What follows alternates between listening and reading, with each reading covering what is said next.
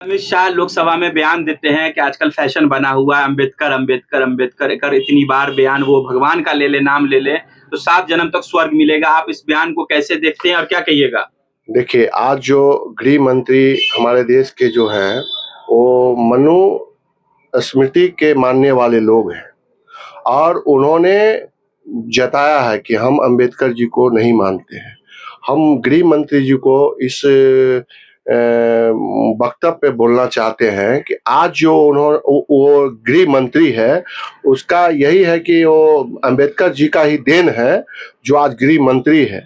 आप समझ सकते हैं कि वो एक कहावत नहीं है कि खिसियाए बिल्ली खम्मा नोचे, तो वही है। इसके लिए आपने देखा होगा कि वो 400 पार का नारा लगाया था और उसका क्या हश्र हुआ इसमें।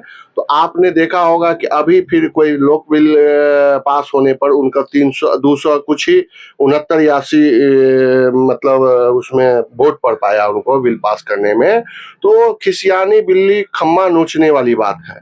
आप समझ सकते हैं कि अमित शाह जी इस तरह से बोलने का उनका जो अंदर का भाव है, उनके पार्टी का जो एक भाव है, वो बाहर निकल के आया है।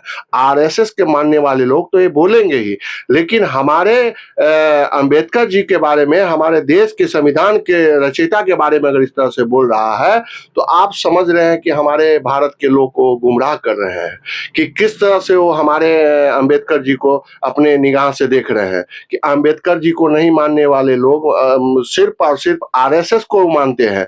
तो इसीलिए हम लोग अमित शाह को कह देना चाहते हैं कि आज जो आप वहां पर विराजमान है, गृह मंत्री बने हुए हैं, वो अंबेडकर जी का देन ही है।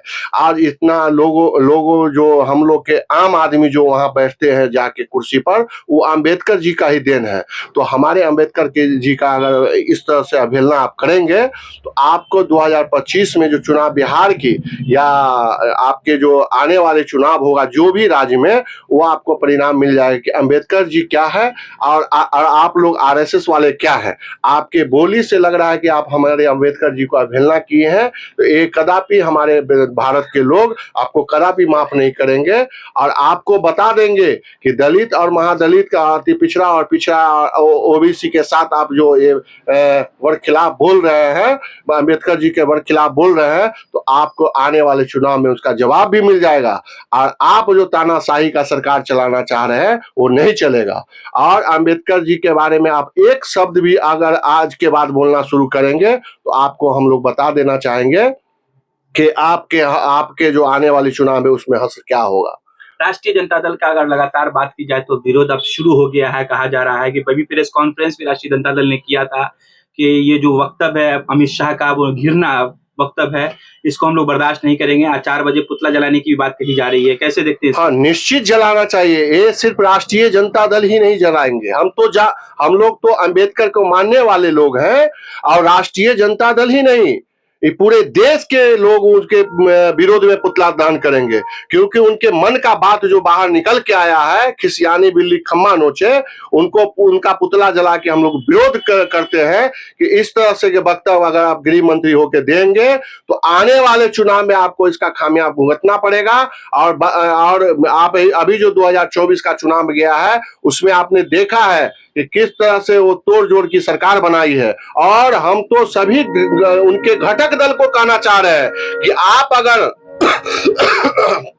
अंबेडकर जी को मानते हैं, तो पूर्णतः अभी सरकार उसका गिर जाना चाहिए, जो भी अंबेडकर जी को मानने वाले लोग हैं। आज चिराग पासवान जी बोलते हैं ना कि हम अंबेडकरवादी हैं, तो आज आप उनको जवाब देना होगा, नीतीश कुमार जी को जवाब देना होगा कि गृह मंत्री का सरकार गिरा के और बताना होगा कि हम लोग अंबेडकर के मानने वाले सभी लोग एकजुट होकर उसका सरकार गिरावे। और अंबेडकर जी के बारे में अगर एक लफ्ज भी बोलेगा, तो उसको हम मतलब इस चुनाव में जो पूरे पब्लिक उनका विरोध करेगा और बता देने का काम करेगा कि उसका क्या हश्र है। और अंबेडकर के मानने वाले लोग उसका सरकार गिरा दे, तब हम लोग मानेंगे कि सभी लोग, उनके घटक दल जो भी है, वो मानने वाले लोग अम्बेडकर जी को है या नहीं है, साबित करे कि किस तरह से हमारे अम्बेडकर जी को विरोध किए हैं, और आज आप उसका समर्थन वापस ले, उनका सरकार गिरावे, तब हम मानेंगे कि आप लोग भी अम्बेडकर जी को मानने वाले लोग हैं। हम लोग तो सदा ही मान रहे हैं और मानते रहेंगे मरते दम तक, क्योंकि अम्बेडकर का जी का ही देन है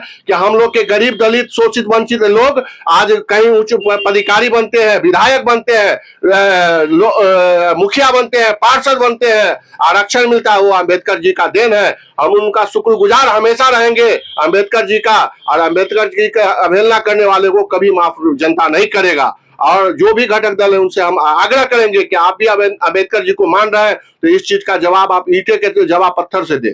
धन्यवाद। परिचय प्रेमचंद भोलू यादव, राजद नेता, दरभंगा, वार्ड पार्षद प्रतिनिधि। धन्यवाद। 4-5 मिनट